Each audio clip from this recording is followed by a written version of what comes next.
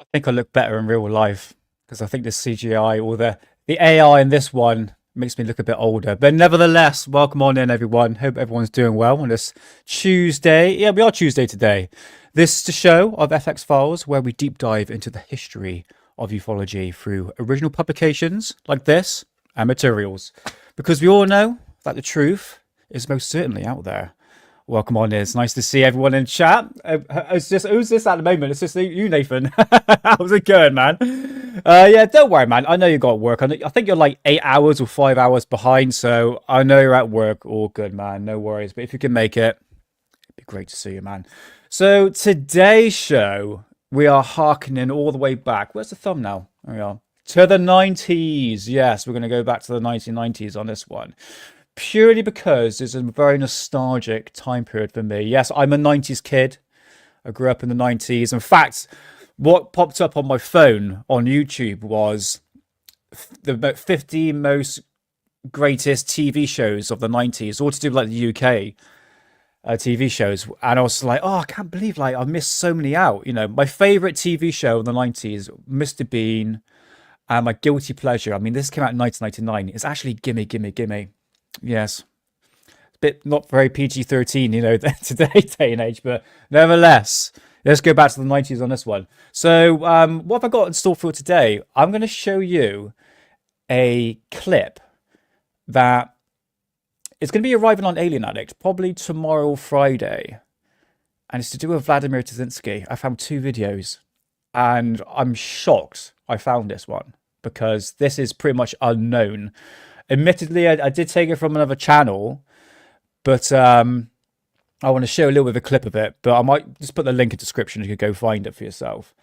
And this is very, very rare. Honestly, this is pretty much like a gem.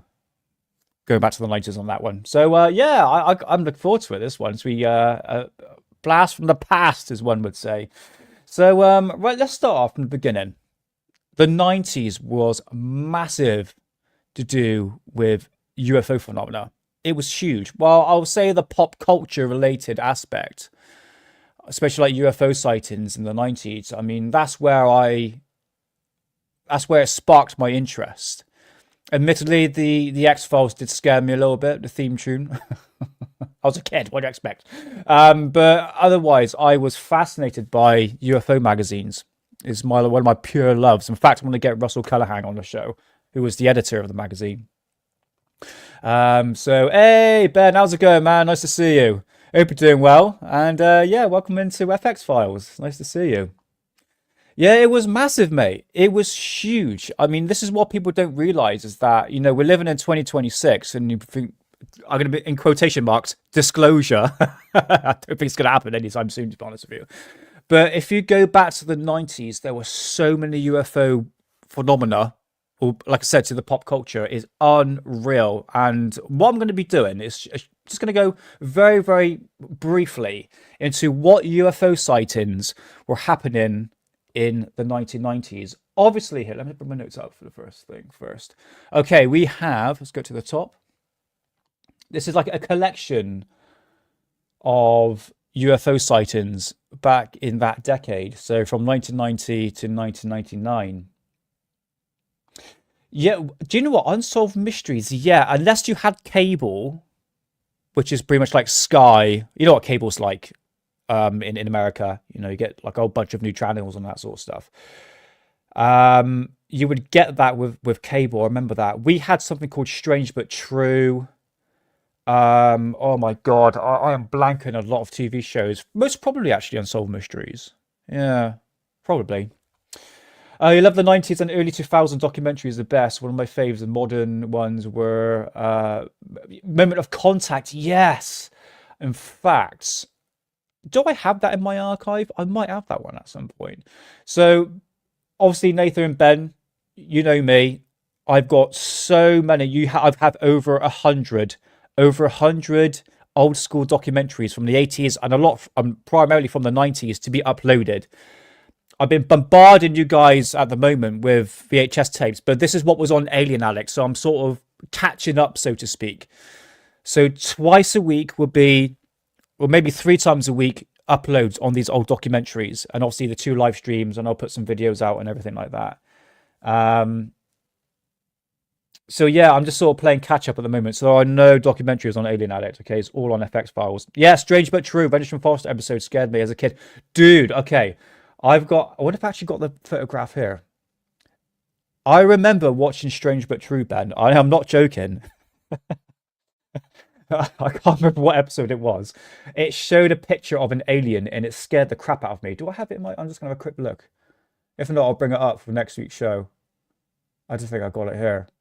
I remember this so clearly. It scared the crap out of me. No, I don't have it. And I think it was to do with Vengeance from Forest or some sort of abduction sort of cases. But yeah, massive fan of Strange but True. I would upload the episodes, but would I get copyright for it? I think I got a copyright last time when I showed it. We'll see. We'll see. But anyway, we're going to go back to the 90s on this. So the Belgian wave, which is the most famous and well-documented UFO flaps. Oh, some UFO flaps. Who says that these days? In modern history, taking place mainly between 1989 and the early 1990s in Belgium. So what happened? Thousands and possibly hundreds of thousands, I'm not joking, hundreds of thousands, I think exaggerating, thousands of people reported seeing unusual flying objects, most commonly described as large, silent, black triangle craft with bright lights on corners of the craft and obviously a center light. Now this photograph here, I don't know if it's real or not, I'm not too sure. Now these sightings were especially concentrated over the southern Belgium, so these witnesses were police officers, military personnel, and even civilians. And I did an episode with Hidden Underbelly about this episode, so if you want to go check out Hidden Underbelly, I think it was called the Belgian Triangles, and we did like a whole episode on that. It was immensely fascinating. So this is from the early 90s. Okay, so one of the most famous incidences in 1990 was on the night of March the 30th and 31st of 1990. Something unusual happened. So the Belgian Air Force scrambled F-16 fighters to intercept an unidentified target detected on radar. So pilots reported radar lock-ons to fast-moving objects. The objects appeared to be accelerating and changing altitude in ways difficult to explain with no unknown aircraft at the time. So we are not too sure whether or not this is military. Hey Bob, how's it going, man? Nice to see you. Bob, did you create this? We're not too sure whether or not this was actually military or something extraterrestrial. There were a number of black triangles spotted throughout the 90s, and it does get brought up in a sec through my notes. This was a very common theme craft in that time period. Hello Sadie, how's it going? Yes, going back to the 90s, yes, on this one. And I've got some videos to show you and all that. So yeah, very, very interesting, but it's a very nostalgic time period for me. But it's nice to see you, Sadie. Hope you're doing well. So yes, we are not too sure what this could possibly be. I think it's most probably military. That was just the common analogy, wasn't it? Basically, the theory going around at that time. All right. So yeah, early 90s, Belgian wave. Okay, moving on to, it's going to be a bit of a mixed time period here, but it is based all in the 90s. So the Phoenix Lights. So the Phoenix Lights was one of the most widely reported UFO events in US history, taking place on the evening of March 13th of 1997 over Phoenix and very much over Arizona. So the people saw, so thousands of witnesses saw this craft. Some saying, okay, it was probably lights. Hey, Alien Bros, it was so nice to see you yesterday, man. I'm sorry I had to leave early. I was up at like 4:30 this morning for my bloody boot camp exercise, but it was awesome to see you, man. Love to have you on the anytime and vice versa. Anytime you need me, man, I'll happy to talk UFOs with you.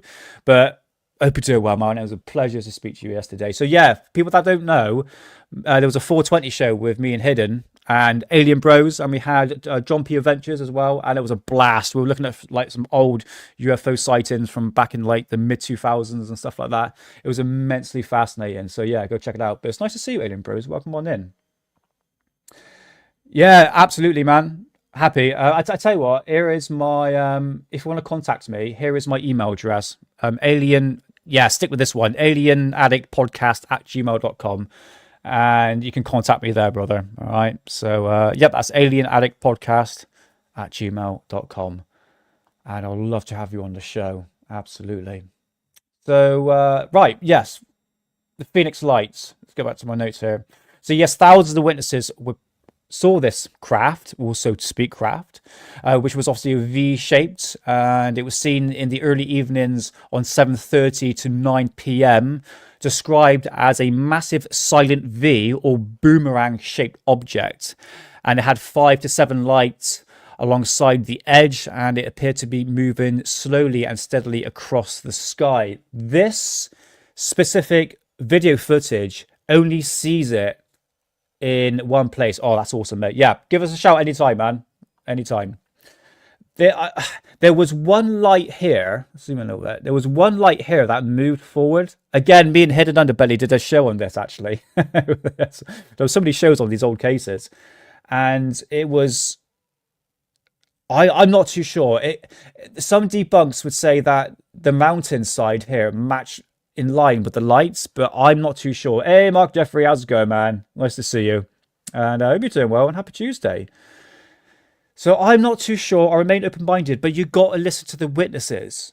And thousands of people saw this, and they said it was literally a craft moving very, very slowly and silently.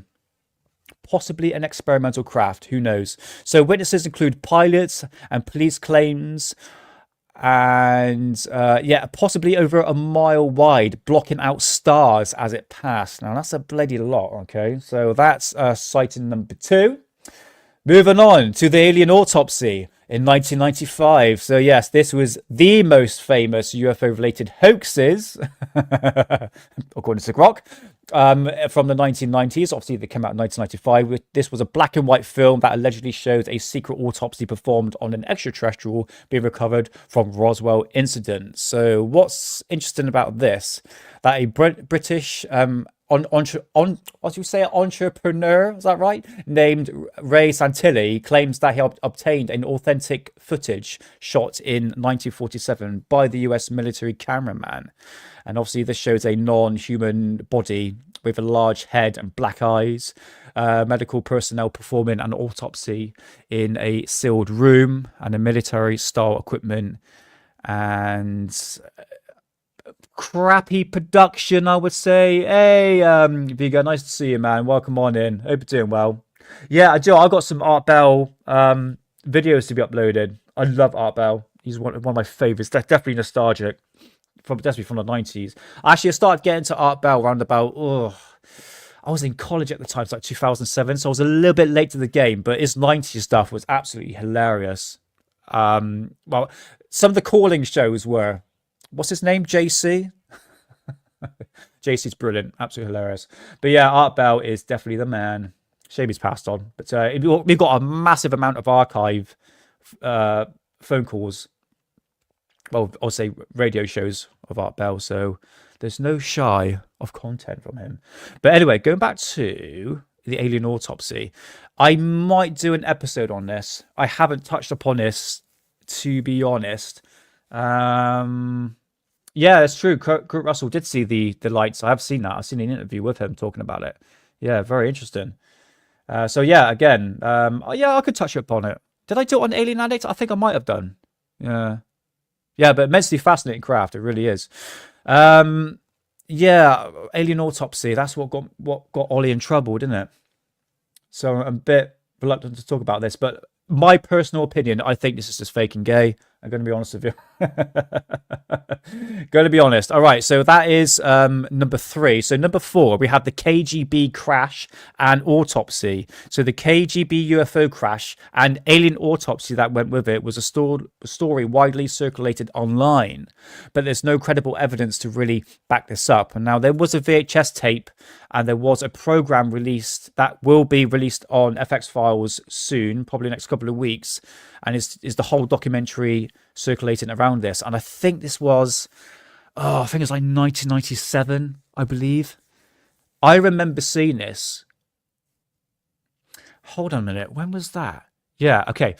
I used to have a very small, like 10-inch TV with the VHS tape in it, and I had like a little aerial where I had to move around to get Channel 5.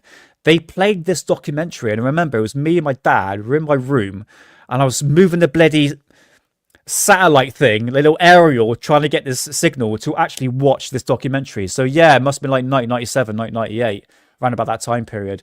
And I thought it was real, to be honest with you. And I think I showed this on Alien Addict before. So this disc-shaped craft was allegedly shot down by a missile, and there was a small humanoid being that emerged. You didn't really see it, right? But you do see the autopsy behind it. And the alleged story behind it is that the Severe actually exploded, and the soldiers turn into stone. You don't really see any of it. This is it. It's just like stories. And later segments shown what claims to be an alien autopsy. I'll touch upon this actually on Alien Addict soon. So that came out in the mid-90s. I think it was like 1997. Okay, so that was a KGB UFO crash, an autopsy with that. You have the Michigan, West Michigan 1994 UFO sighting. I couldn't really find any photographs of this, but this was in 1994 in Michigan UFO. Michigan, which was a UFO event, which is the most credible and well-known documented UFO sighting in the United States, mainly because it involved both eyewitnesses and radar confirmation. Now, what happened in the early morning hours of March the 8th of 1994, more than 100 people across the western Michigan, is that how you say it, Michigan? Reported strange lights in the sky, especially around the east shore of Lake Michigan. And the witnesses described a bright light, a multicolored light, I should say, and objects hovering, then moving rapidly, suddenly changing speed and direction, and some lights appearing to form structured shapes. I'll bring this up at some point. I've got this on my to-do list, basically. All right, I need to find like these UFO sightings. I just got some pictures just to show you. It's not a real authentic photograph, by the way. It's just one of those famous UFO sightings. Okay, moving on to number 6. Oh, no. Okay, I think this gets glossed over a lot. There were some incredible UFO sightings in the 1990s, but we are harkening back to 1991 in Mexico. So Mexico right here had the most bizarre UFO sightings. So this was on July the 11th of 1991 at the total solar eclipse that passed over Mexico, drawing a huge crowd outside to watch the skies. Now, during this event, during the solar eclipse, there were six independent witnesses. Well, there were many witnesses, I should say, but 6 of them actually recorded this disc-shaped object in the sky. All right, and there are actually 6 footage of this, of the same object taken in different locations around Mexico. And this was I muted myself then, during the solar eclipse. And this was a metallic glowing disc, and it was drifting very, very slowly and pulsating and flashing. I have showed the footage of this. Hey, John P. Ventures, how's it going, man? Nice to see you. Nice to speak to you yesterday, man. It was awesome. Yeah, great show. It was a happy 420, man. It was nice to see you, as always. Hello, Sheep Up. How's it going? Nice to see you. Nice to see you. But John, I'd love to be on the show at some point. Absolutely. Absolutely.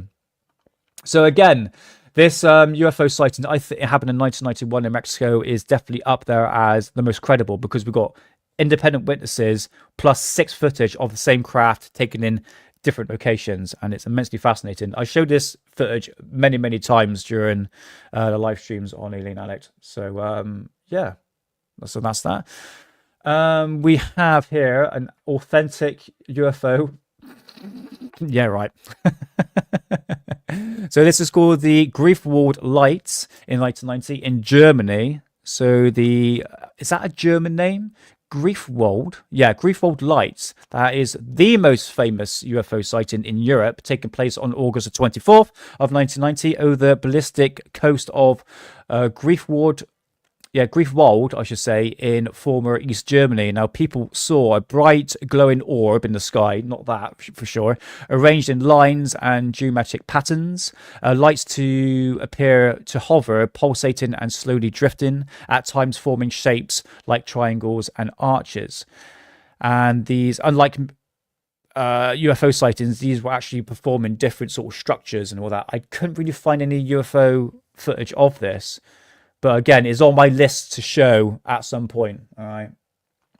So moving on to something I need to talk about at some point. Is that on there? We're just going to skip over that. Ooh, what should I do? Number 11. Oh, shitey height. Okay. Right. What's that, number 9? Oh, right. I've got it bloody wrong. Okay, well, skipping forward to Bonnie Bridge, not Bonnie Blue Bridge, all right? I keep saying that wrong. Bonnie Bridge UFO sightings in 1990 in Scotland, okay? So Bonnie Bridge UFO sightings are among the UK's most precedented UFO hotspots. It's a bit like, what's it called? Oh, I've got the book here. Where is it? There it is. That one, no. What's that called? The Warminster Mystery, which is, again, another hotspot for UFO sightings and strange phenomena as well.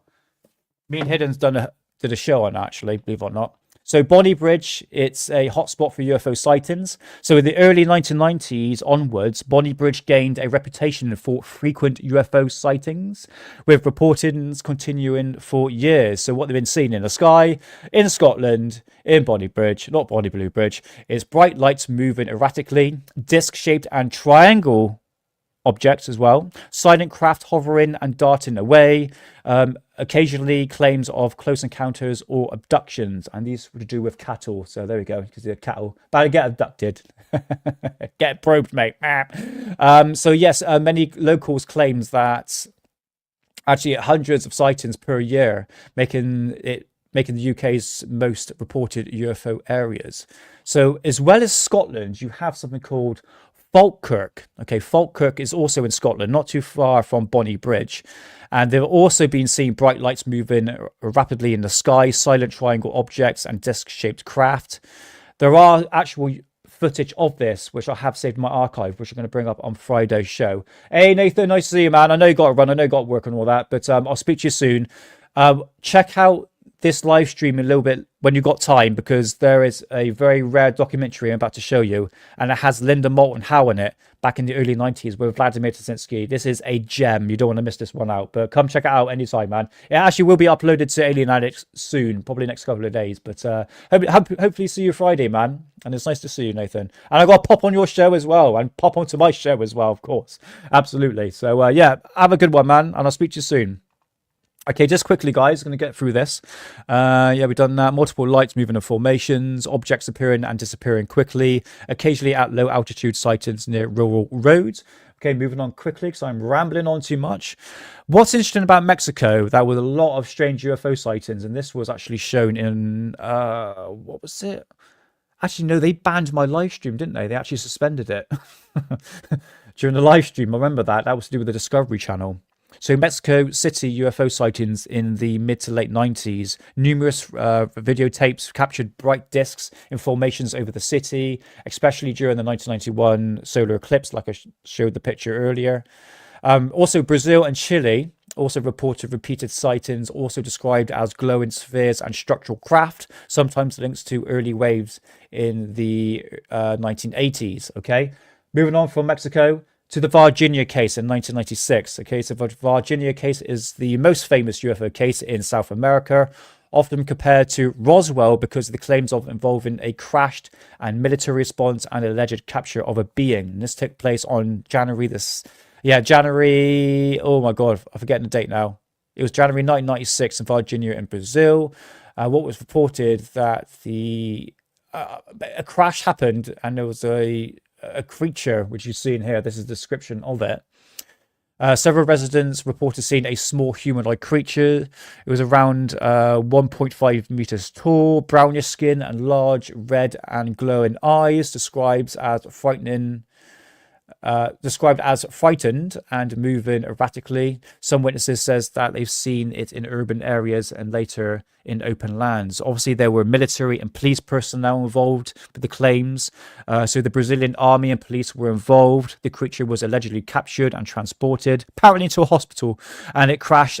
The crash or unidentified object was recovered. Slow your reading down, Nick, for Christ's sake. However, no verified evidence has actually backed this up. Now, I did hear claims that someone actually videotaped the creature in the hospital.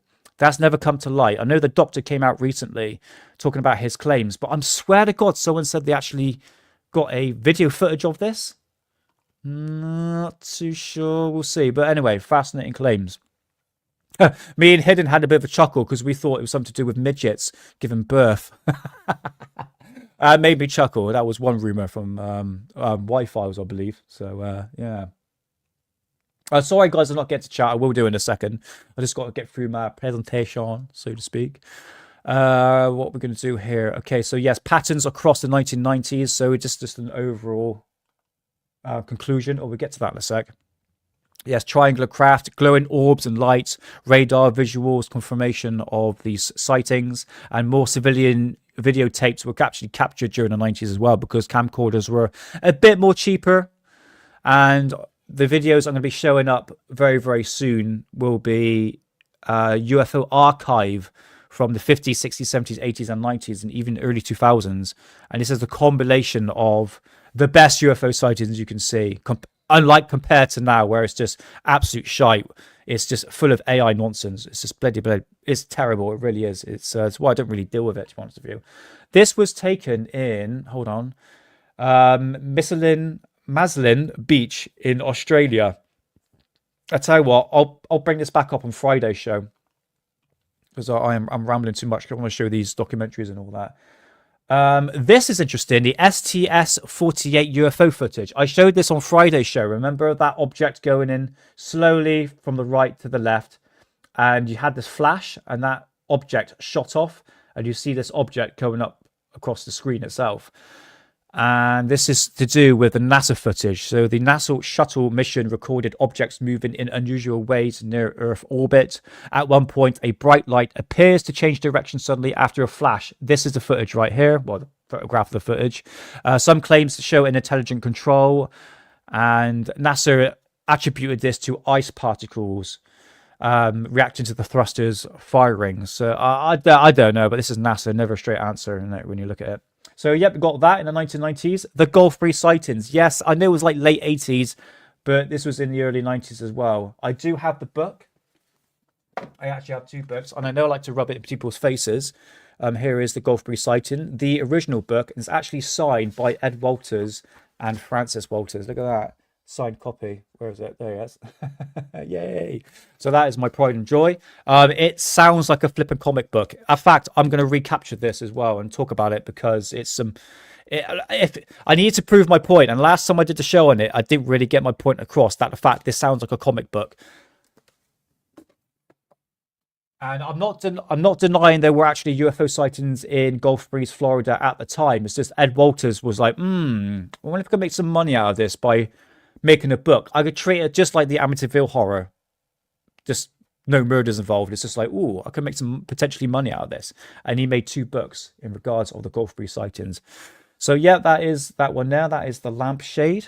Moving on. So yes, obviously, lastly, guys, it's going to be lastly right here. Area 51, big in the 90s, wasn't it? So whilst Area 51 had been rumored for years, but whistleblowers has claims to come forward, as this is where actually hid the aliens and the UFOs. Obviously, is related to, where is he to? Bob Lazar, yes. Well, he was part of S4, isn't it? Not really Area 51. S4 was 10 miles out of Area 51. And you can contribute Area 51 and Bob Lazar sort of together, really, as working in secret locations around that facility of Groom Lake. Or Dreamland, as one would say, isn't it? So, yeah, again, Area 51 was huge back in the 1990s. It was absolutely massive. And hence why, in this magazine right here, UFO magazines, this was from May to June of 1999. And MOD man abducted. Oh, bless you, Nick Pope. God bless him. BBC UFO censorship. And I mean, in this page right here, I'm going to show you the sighting right here. This was actually taken on CCTV in 1998 right here. So I'm going to show you that footage. I've got some combinations to show you. All right. And just for clarity, this was taken by Jerry Anderson and Chris Ralph of UFO MEK. So that's UFO Monitors East Kent. Managed to obtain a videotape from the town centre CCTV system, which captured an extraordinary object travelling slowly across the sky.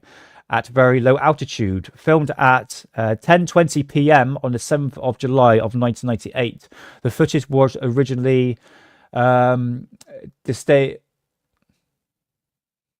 destined to appear on, apologies for my reading, Channel 4, Riddles in the Sky. Ah, that sounds familiar. Riddles in the Sky. Okay, Channel 4. I'll have a look for that. So yes, Riddles in the Sky series. But the producers decided not to run it, although it has been screened by satellite and cable operators live TV, such as the object traveling slowly from left to right. Its shapes eventually takes on the appearance of a flying triangle. The footage is currently undergoing analysis. So this is I'm going to be showing you the actual footage of that. So this was taken, what magazine was that? Yeah, UFO magazine 1999. Oh, 1999. Okay. We have this one right here from March to April of 1999. Ugly flying objects. How dare you? It looks like a flipping drone, isn't it? A very early drone sighting, isn't it? What we've got here, we have exclusive, the Sterling sighting, Billionaire and MJ12. Obviously, those are the documents. The truth revealed. A British holiday jet buzzed by UFO, and the hidden messages of Roswell. Yeah, I want to get to that on a later date. Okay, but in here, pretty much close to home, was the flying triangle over the Bristol Channel. Actually, I'm going to ramble. I'll just look at the picture, all right, because I'm rambling too much. I don't want to ramble too much. I want to play some footage. But yeah, this is a flying triangle that was spotted over the Bristol Channel, which is actually not too far from where I live, actually. And here we have that object right there. In fact, I've seen something quite like that in the sky. Actually, no. That is it. What I saw around about 2009, I would say, was something like that. I contributed that to the Aurora project. Okay, let's look at this one first. There we go. That's a decent photograph, isn't it? It looks legit. 1999, did they actually have digital cameras back then? Probably. I think it was more to do with film, isn't it, when you look at it? But yeah, there we go. A triangular craft. Look at that. Sod that. I'm not going to read too much, but yeah, there we go. Feast your eyes on that, baby. Beautiful. Absolutely beautiful. So, flying triangles over the Bristol Channel. Wonderful. There we go. I have rambled too much for 35 minutes. I'm going to play some footage. So, sit back and relax. Let's harken back to the 90s. Which one should I do first? Let's do this one. Why not? I might have to mute it purely because it might have some music on it.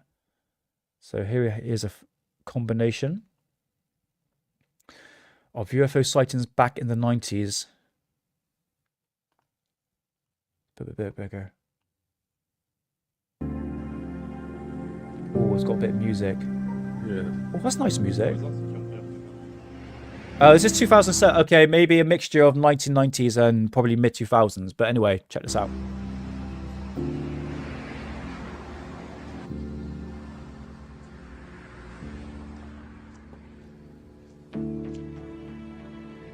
Oh, yes. Thank you, Sheep Pop Up. There we go. Or maybe that one. I'm joking. Oh, I remember this one back in the day.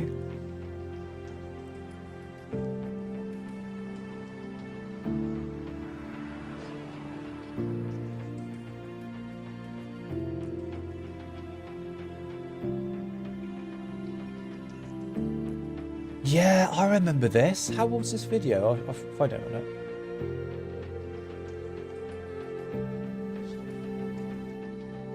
I tell you what, I can always edit the music out.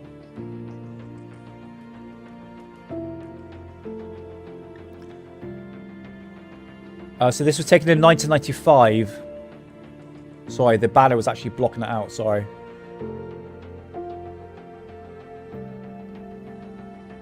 To be on the safe side, I'm going to mute it because of the music.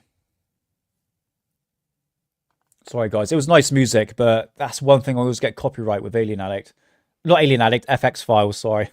It's always the bloody music. So this is 1995. Oh, hello, cat. Come on. Hang on.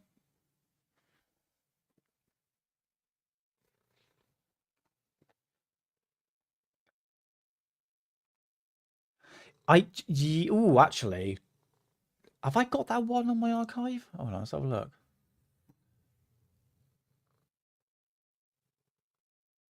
Let's have a look. Might be to find that, Ben.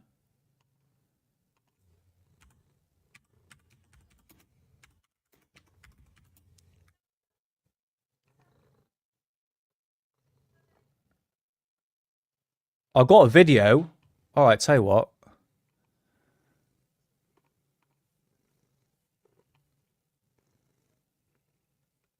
I tell you what. After that, Ben, we'll play it. Yeah, I got it here. Oh god, that's so. I just captured that. That's fake. I tell you what, we can always edit out.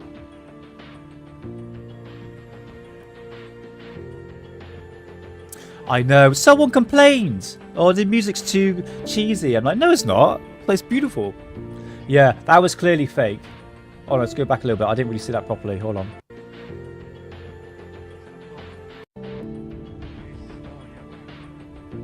Yeah, that is very mid 2000s, isn't it? I would say.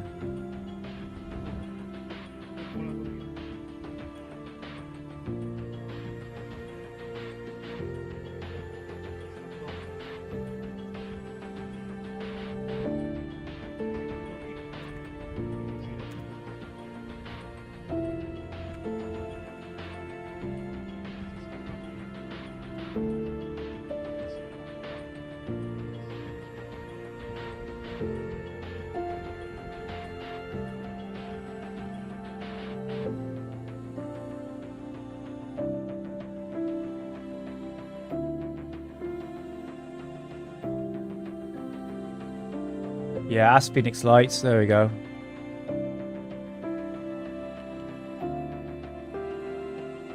Hey, Budicon. Nice to see you, man. Hope you're doing well. Yeah, mate, I really do appreciate that. I think, yeah, give it time. Eventually it will. It's slow going at the moment. Getting there slowly, but I just got to keep at it. Keep doing the live streams, and obviously uploading the videos, and eventually it will keep traction. It's just I try not to think about Alien Addicts because it really makes me depressed. We were there. I had the glory of the views and the subscribers, and thanks to Ollie, it's all gone on a bloody drain. But don't worry, we've got to start fresh, and we'll, like you said, we will get there. With your guys' help will be much appreciated. So, yeah, nice to see you, Budicon, I should say. Yes, pleasure as always. Welcome on in. And look at these old combinations of... Oh, we got out to the 80s in this one. So 80s, 90s, and mid-2000s on this one. There you go. There's the flying triangles, once again.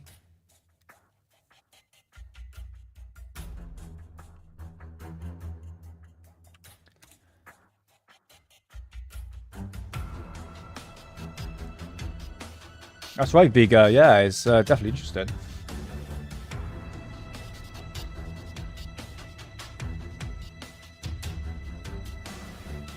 Yeah, that one there, I have that queued up, mate. Don't worry. I think it is actually, yeah. The video I just saw, yeah. Well, we'll get this video out of the way, and then we'll look at that Israel one.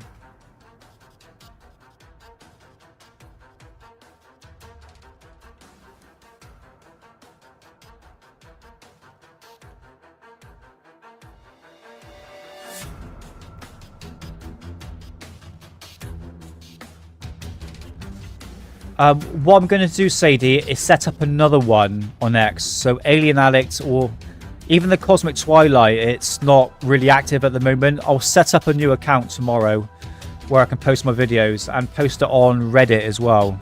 Sort of gain a bit of traction as well. So yeah, in due time.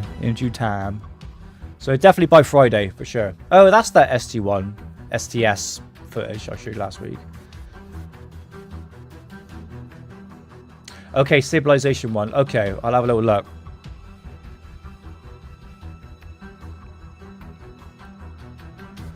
Oh, yeah. I know what one you're talking about. Okay, I got it here. Sweet. I will, don't worry. I got a TikTok already.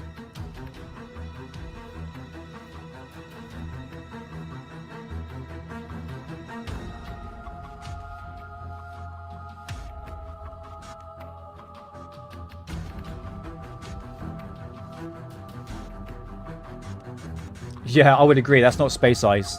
That's a one, yeah, for sure.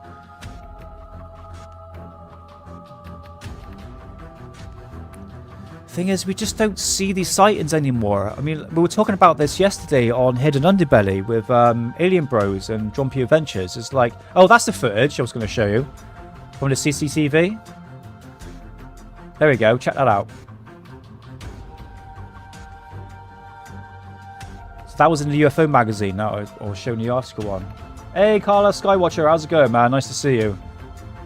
It's just like everyone has phone cameras that shoots in 4K. Why are we not seeing these UFO sightings? This one here, the UFO crash in White Sands, I don't think it's an actual missile itself because there's no fuel coming off it. You know, that big explosion of fire, basically.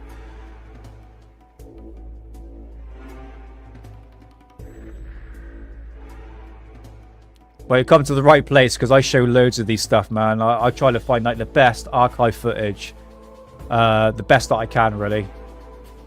Especially like, old school footage like this. Hey, Green Tea, how's it going? Nice to see you. Yay, nice to see you. Welcome on in.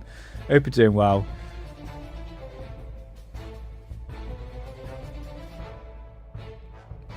Oh, this was taken in Nellis Air Force Base. I did make a shot of this and it got blocked in several countries. I don't know why. But going back to the fact that we all have 4K video footage on our phones, like here, and no one can get a decent UFO sighting. I mean, yeah, you can, but it's very, very rare. But I just don't think people really look up anymore. Oh, this is typical faking gay. Watch this one. It will literally go past the helicopter. Wait for it. I haven't seen this in years. Watch this. Wait for it. Oh, here he is. Billy Meyer. Now that's faking gay. Yes. Fakest and gayest, as one would say. Now, we all know Billy Meyer and his antics.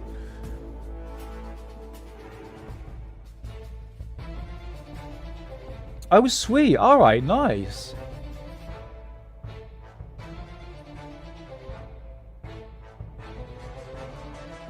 I tell you, I'll bring up my night footage in a minute after this. Actually, we'll look at the Israel one actually, and then we'll go from there. Mate, same here. People really want to believe it's like Billy Meyer's been debunked like you would not believe. Like people got their belief systems, man. You know what I mean?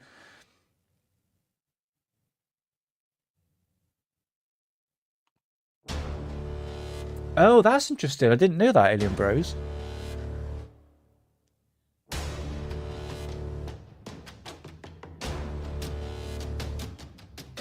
Well, every time I take a footage in the night sky with my phone, it's always crap. Especially when I like zoom in. So maybe that's done on purpose.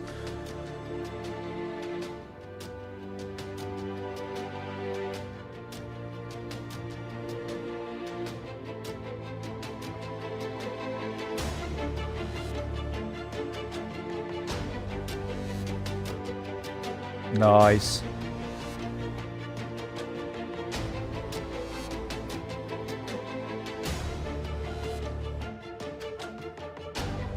Oh, this fisherman captured UFO in Spain.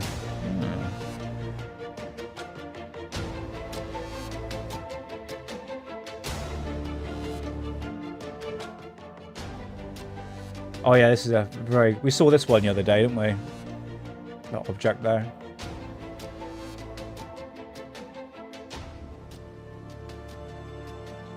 And you think how fast the Concorde went. Proper British engineering that was. In fact, I saw the last flight of that. It flew over the school. 2004, I think. 2006, maybe. It made a hell of a noise. Oh, that's over the moon. Oh, this one's brilliant. Check this out. Look at this. It goes close to the camera. Oh, it didn't show the whole thing.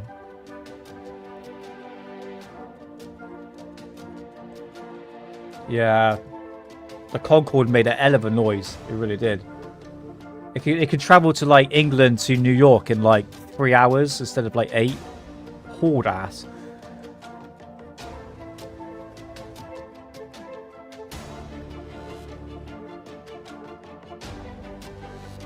Oh, is that what you saw, Sadie, the other day? Caught a fireball, yeah?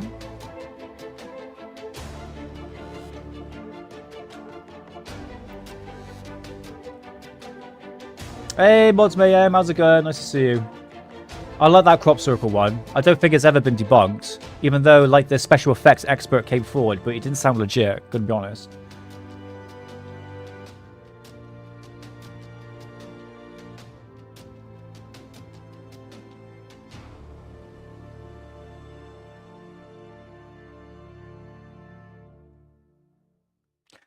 Not too sure on that one, to be honest with you. Bloody bright though, isn't it?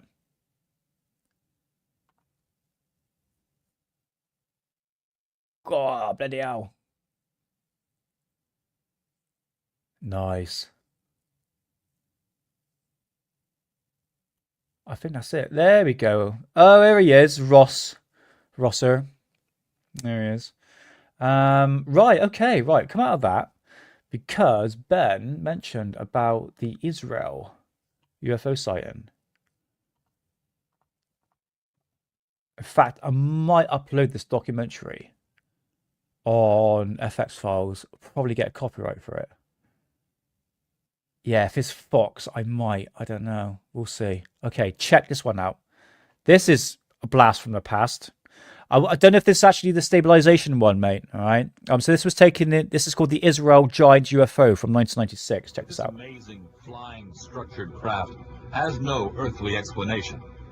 It was seen over the small farming village of Kibbutz Hatzor for 3 consecutive nights in August of 1996.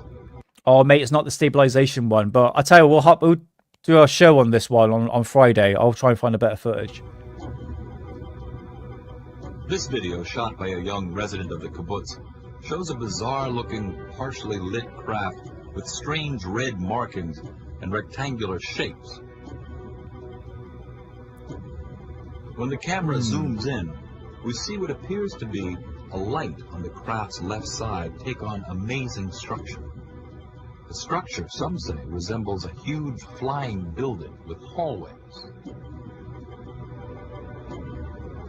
I can never work out what this is. Miche Shoah was stunned to be awakened by the strange bright object in the night sky. He watched in amazement as it hovered above for hours. He waited for its return the next night, video camera in hand. By the third night, word of the strange craft had spread, and some 60 members of the kibbutz came out to see it in all its glorious color. I'm not too sure, Sadie. I saw this footage. In fact, I do have this documentary saved on my archive right here. It's called Best UFO Sightings Around the World or something like that. I can never work out what this actually is. This time, Michi's batteries failed. Hey, Darker Schooner. How's it going, man? Nice to see you. Using a neighbor's camera. Flying safe. Look what he managed to capture. I'm doing well, man. Nice to see you. The structure is so massive that the illuminated portion is said to represent only 5 to 7% of its actual size. Is this the design of some otherworldly architect? As incredible as it's... The thing is, sorry for pausing, guys. The thing is with these type of footage, because it's taken in the 90s, the video camera had no stabilization. That's one thing. And also, you don't really have any contrast to like trees or landscapes in the background. It's just blackness with this object presumed in the sky, isn't it, when you look at it? I'm not too sure, really. It's interesting, though, don't get me wrong. Some UFO researchers claim it could be housing alien inhabitants, giant aliens, as described in the Bible. Who's that guy who presents it? No one has forgot ever his bloody seen one name. like this before. So it was captured on 2 separate nights, 1 separate morning. Over 100 people saw it. Barry Chamish is one of the most respected UFO investigators in Israel today. He believes that this is one of the most extraordinary UFOs ever caught on tape. What we're dealing with Chatzor is a very large UFO. This thing is not just a round disc. This thing's got windows. It's got 2 rows of windows or vents, or who knows what on earth they're shaped, because they are very odd, offbeat squares. And they managed to get a close-up of these vents. I mean, really close. You're right inside them. And they could be teeth for all you know. And you have no idea what's attacking you. But this orange structure, I believe it's energy vents or something. Something to do with venting energy. The kibbutz is near an Israeli Air Force base, but Chamish is convinced this is no military craft. Everything is wrong. The dimensions are wrong. The squares aren't quite squares. If it was a military vehicle, it hasn't come back. It's never been, the likes of it has never been seen ever again. Then what was hovering above Israel for 3 consecutive nights that summer? Obviously, if this is up in the sky, there's nothing that's supposed to be up in the sky that looked quite like that. It apparently is some object which has got that sort of a size to it in this level of blow-up. When they zoom in and get a structured image out of this, it's just plain. It doesn't look like anything that I've ever seen. Doesn't look like any ordinary UFO, that's for sure, but it certainly doesn't look like an airplane or a blimp, balloons or whatever. This would have to be considered to be running break. Okay. I'm going to be honest with you. I have never seen anything quite like that in the sky. That's unusual, I have to admit. Many thanks for that, Ben. Yeah, I remember that, seeing that back in the past. Have absolutely no idea what it could be. It's interesting, though. Don't get me wrong. Yeah, very, very interesting. It's off Doctor Who. Yeah, it's a TARDIS. Yeah. Yeah, it's interesting. But it came back the night after, which is quite interesting. Ow, your claws. Bloody hell, mate. Sorry, my cat's on my lap. Hold on. It's all right. There you go. Right. Okay. Yeah. Thanks for that, guys. And if you've got any UFO sightings from back in the past, please let me know. It'd be much appreciated. Love to show on Alien Alex, because we like to harken back to the past.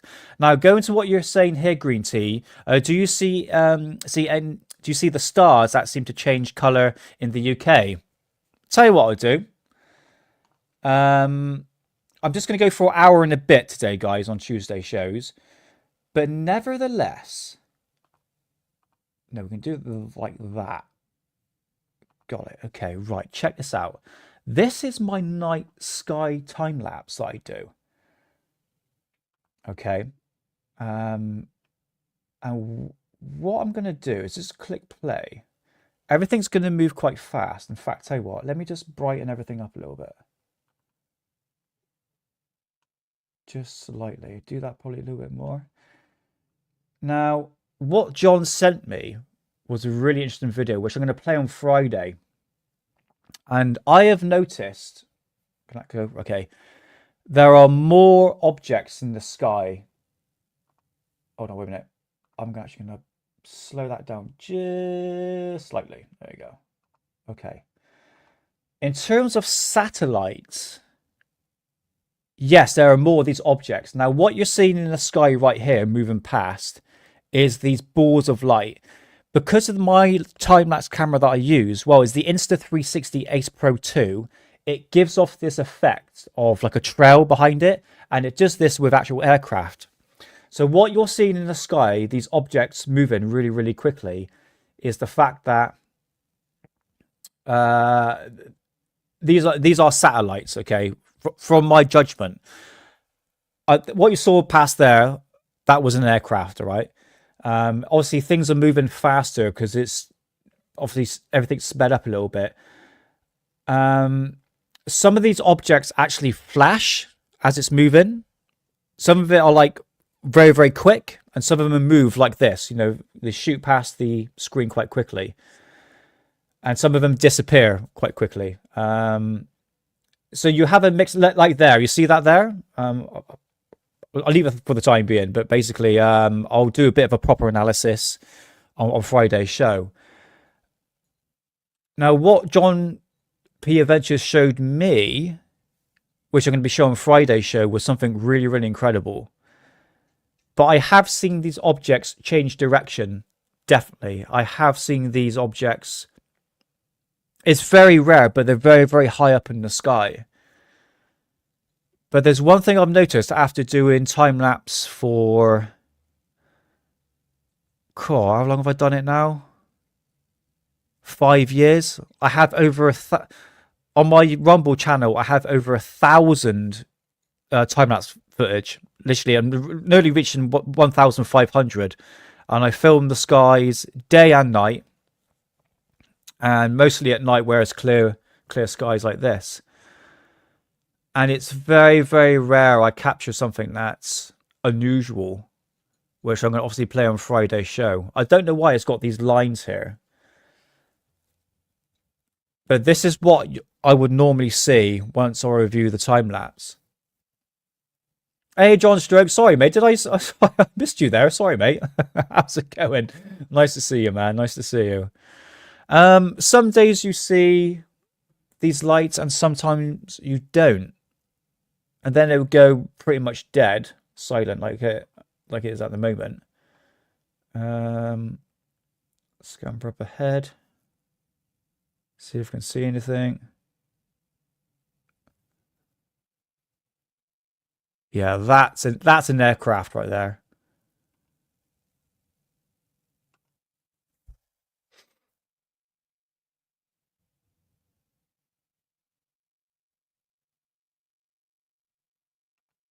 Yeah, they say that at Sadie, the power-up orbs. Now, I talked about this on Hidden Underbelly show, that the fact that I think Alien Bros were saying the same thing, that the fact that these objects that bright up, sometimes it can to be situated with the sunlight, because you think that these satellites are lit up purely because of the sun rays, basically. And depending on the position of the Earth, obviously the Earth is tilting and moving, it can... I'm not saying that is the case, what we're seeing here, but some footage I have seen online, especially on Facebook, of these objects actually powering, well, say the power up, it could be to do with the sunlight. And it will basically go brighter and it go dimmer. And I have seen that in the past. Like some of these go like really slowly.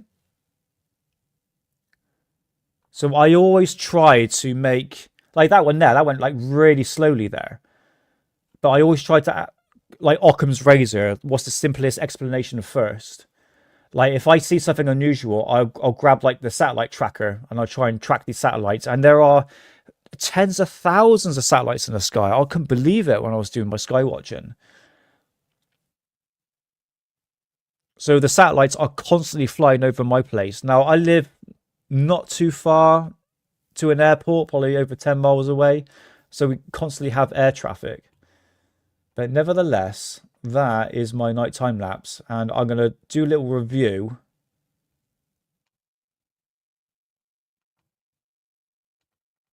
And see if we can see anything unusual.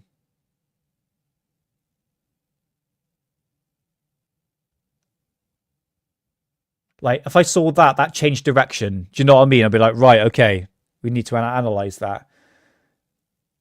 But a lot of these are just basically going straight ahead, straight across the camera.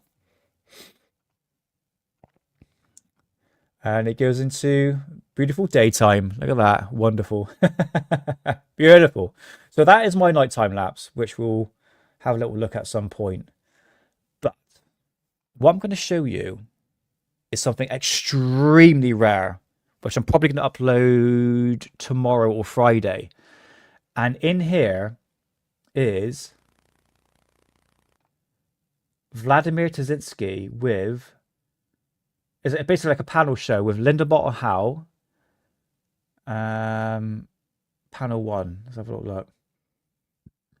Let's have a look. Okay, my name is Dr. Fred Bell, and I'll be the moderator for the 2 UFO panels. There'll be one today, and there's one on Probably, yeah. at 11 o'clock. And so what I'm going to do is have everybody on the panel introduce themselves, take 10 to 12 minutes, and then we'll open up for discussion. Okay, so I'd like to start here. You can introduce yourself and tell people what you do and everything. Here he is, Vladimir Brzezinski. No, you can sit there. You have to share the microphone. My name is Vladimir Brzezinski. I'm originally from Eastern Europe. I just got naturalized about 2 weeks ago. I have a background in physics and engineering, and a deep interest in UFOs for the last probably 15 years. I've been investigating a lot of cases in Japan, Eastern, Western Europe, and the United States.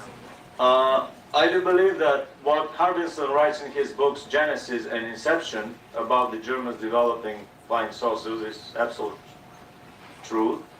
That the Germans had about, I've discovered so far 20 different working models of flying saucers, the most primitive of them powered by propeller-driven piston engines. Then they went through turbojet, pulse jet, ramjet, and rocket engines. I discovered several of his designs that had exo-atmospheric capabilities, which made me believe in rumors that the Germans landed on the moon before the end of World War II, and subsequent later landings by Russians and Americans in joint saucer flights behind the back of the Cold War discovered the swastika flags on the moon. Also I've discovered huge football field-sized dreadnoughts that the Germans built. The Schriever electromagnetic interplanetary disk that has sleeping compartments in it. Nobody builds a sleeping compartment in a vehicle that flies around the globe in 1 hour. And it gives me reason to believe that rumors that they landed on Mars, not only on the moon, during the war are true. Then in my research I've discovered information on Narciso Genovese's spin-off group from the Marconi research group that escaped from Italy at the end of the war, hid in the Andes in South America, built a saucer of a different kind, and landed on Mars in 1956. And I will be... Hell yeah.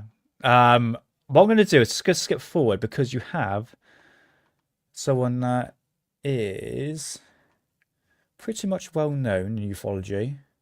Here she is. Here she is. Who's this? Government in the 80s that I did a book called An Alien.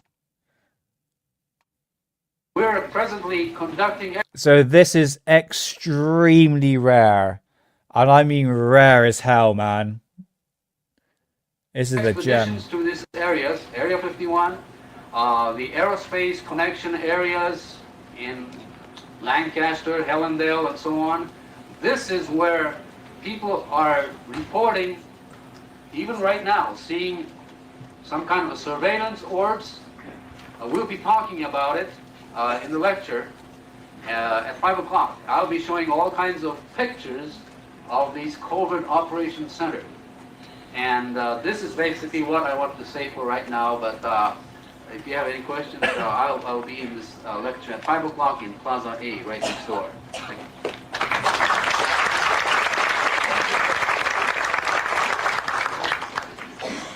My name is Linda Howe. I'm a television producer. The most recent show I was responsible for was UFO Report Sightings on Fox.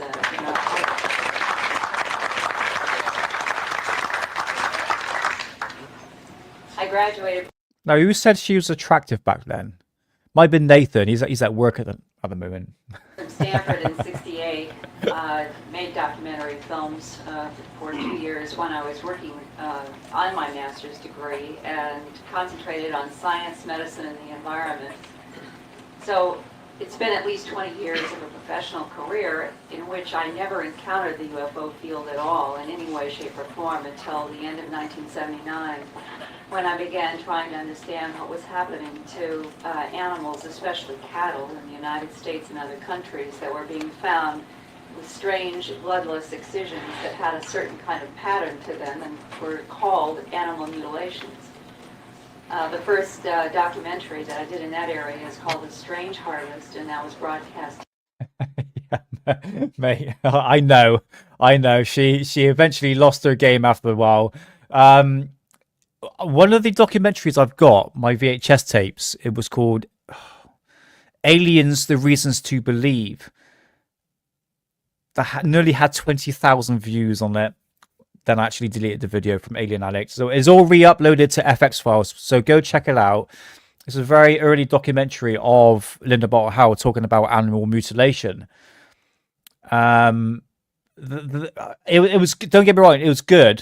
It was a good documentary.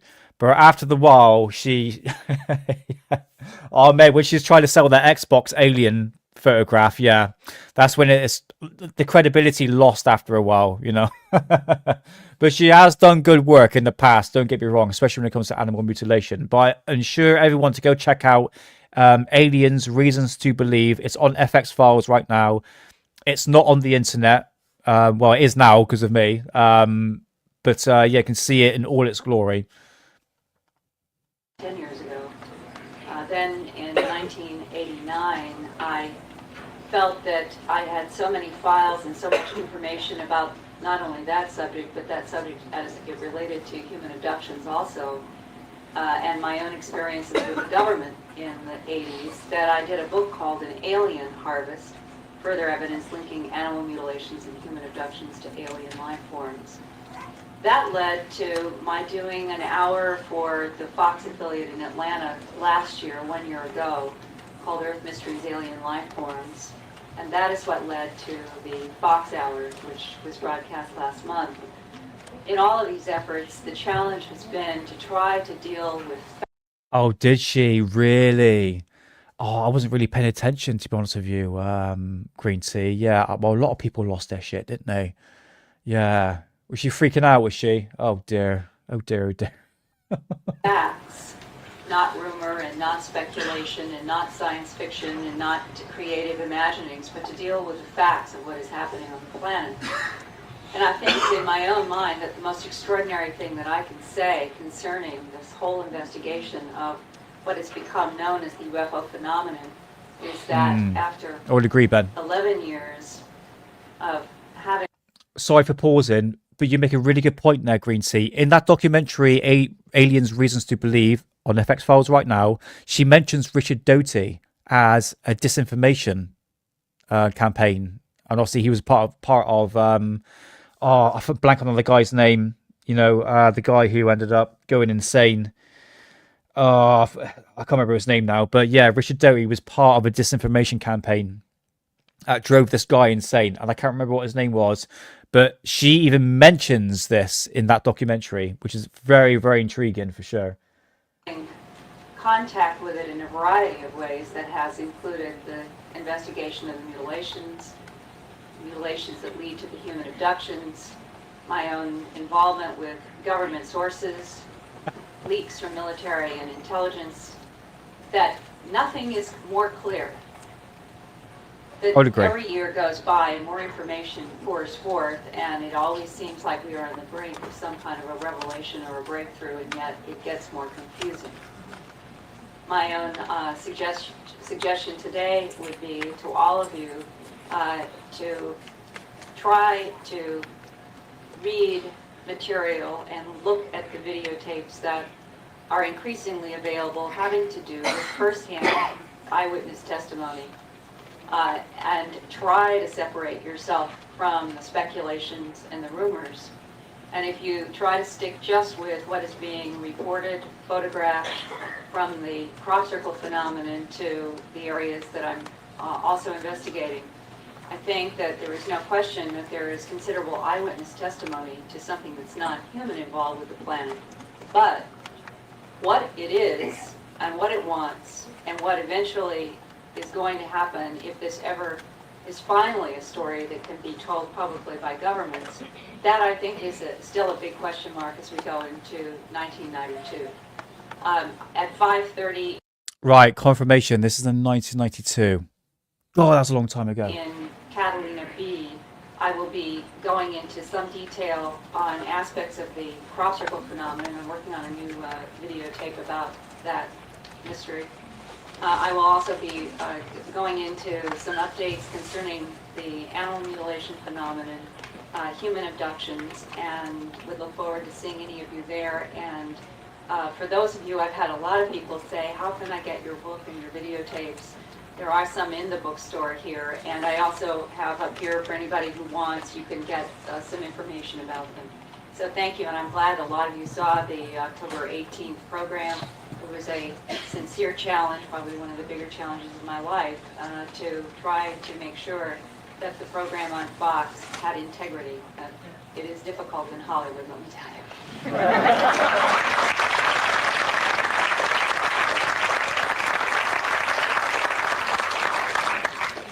I just want to say one thing too, that Linda's documentary show on Fox, I've had 5 separate people actually call me and tell me that they felt that it was the first time that the UFO subject was handled other than tongue-in-cheek and being made fun of, and that was the first time it was handled in a legitimate, responsible manner on a major network, and I think she deserves a lot of that.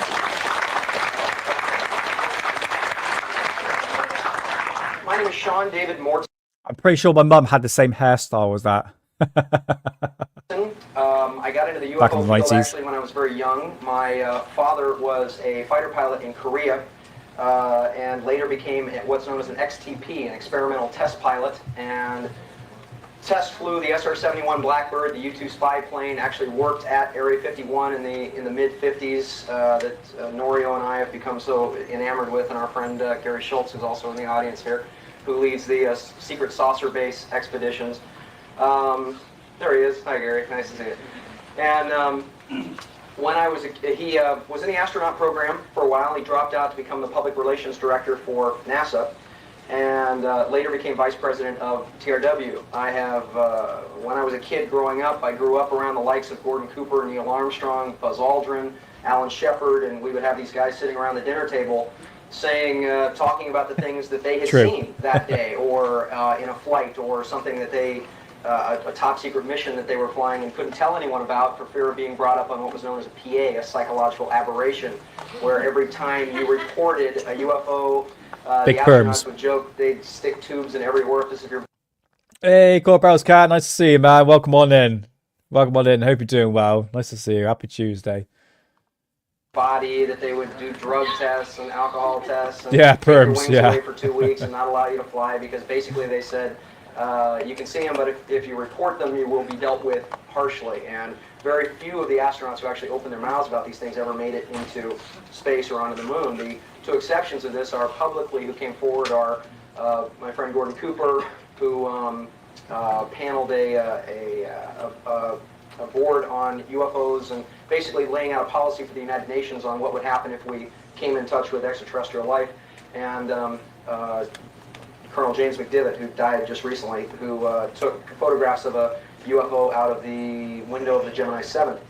My educational background, I went to the British University in Cairo for a year, I went to Stanford for a trimester, and I graduated from the University of Southern California with a Bachelor of Science in Organic Chemistry and a BA in Political Science. I was nominated for, I worked on the show Buck Rogers for a period of time as a story editor.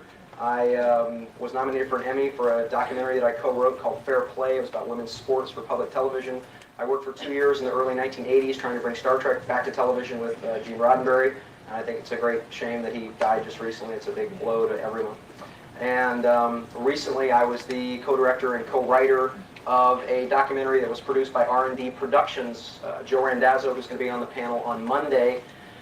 It was an 8.5-hour TV series that is not yet on TV. It's now currently something called the UFO Library, which is a group of tapes and videotapes and audio tapes of various abductions and contactees and scientists from around the world.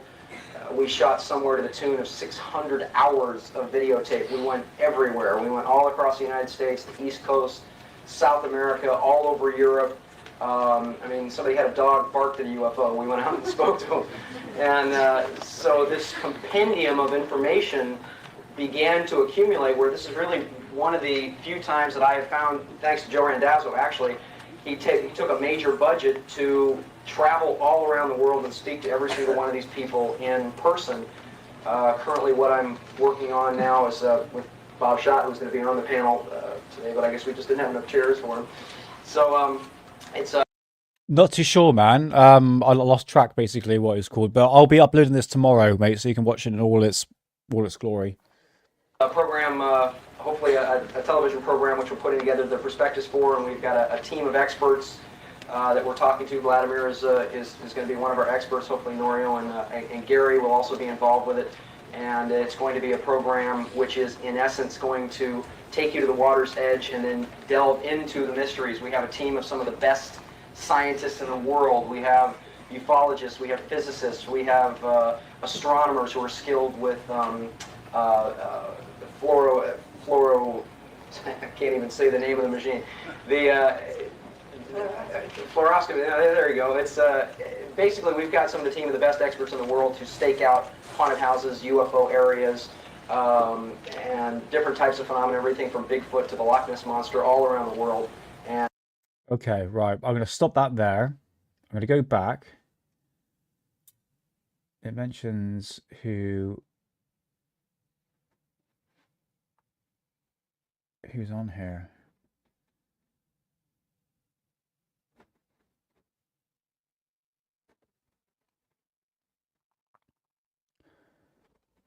Two seconds, Ben.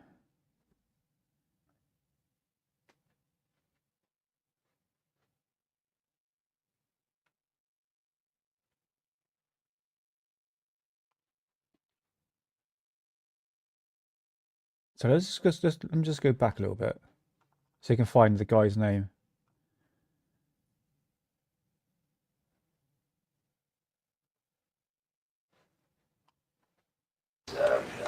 documentary show on Fox.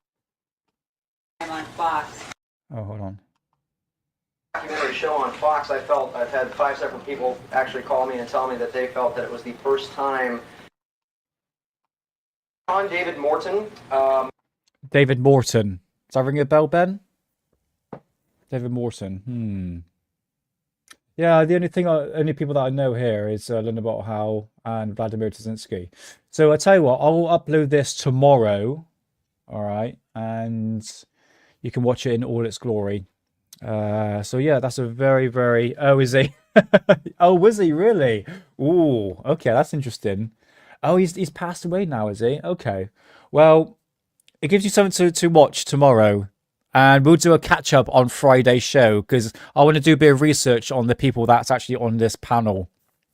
And there's another Vladimir Tazinski video in the works as well. Also, I'm going to bring this up now. So yeah, that VHS tape will be uploaded tomorrow. But there's one more thing just to sort of cap off. Where are we to? That one there. Right, this one is on FX Files right now.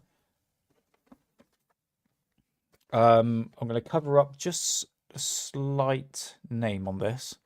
So remember the VHS tape. VHS. Oh my god, I can't fucking.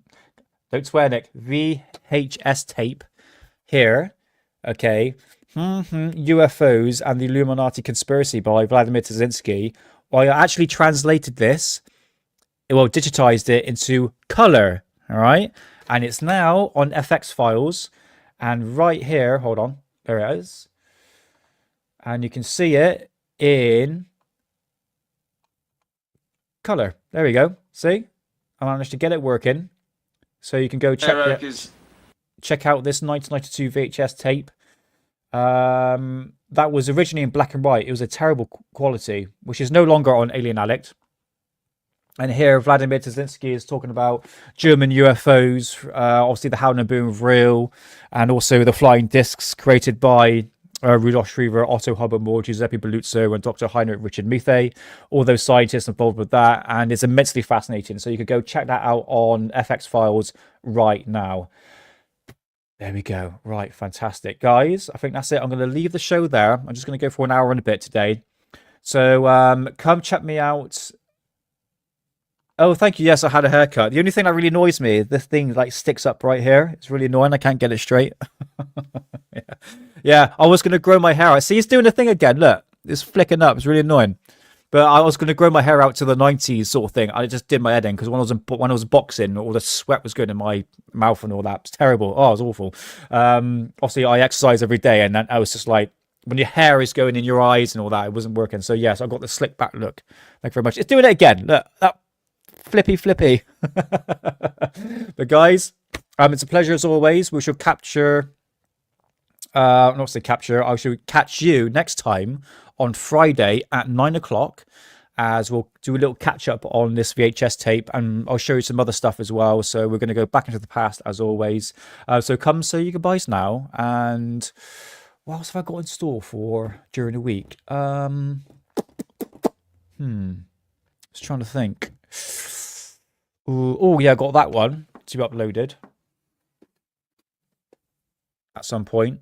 Another rare one, and amongst other VHS tapes as well. So yeah, that is pretty much it. So just going to say goodbye to Corbell's Cat. Thanks for being here, man. Much appreciated.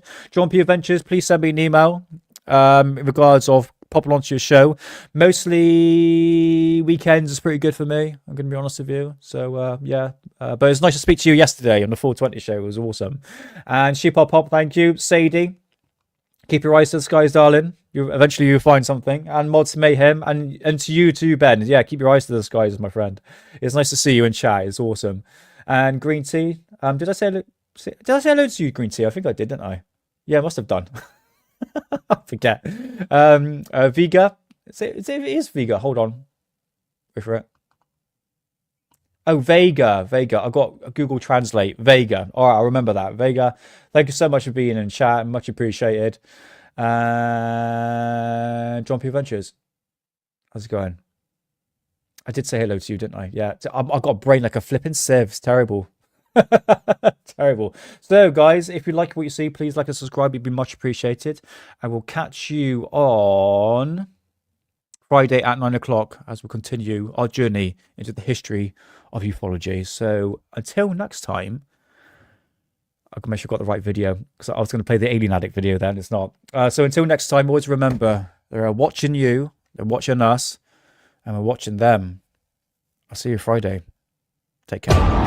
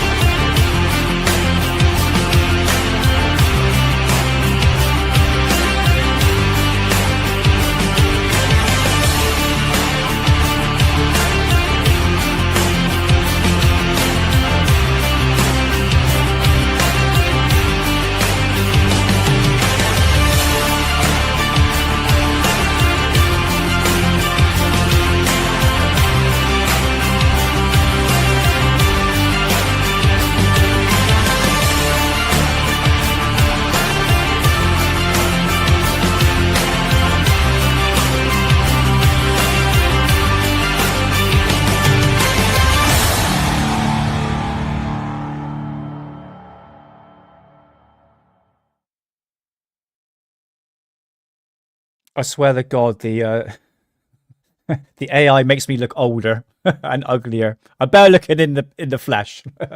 See you Friday, guys. All the best. Take care.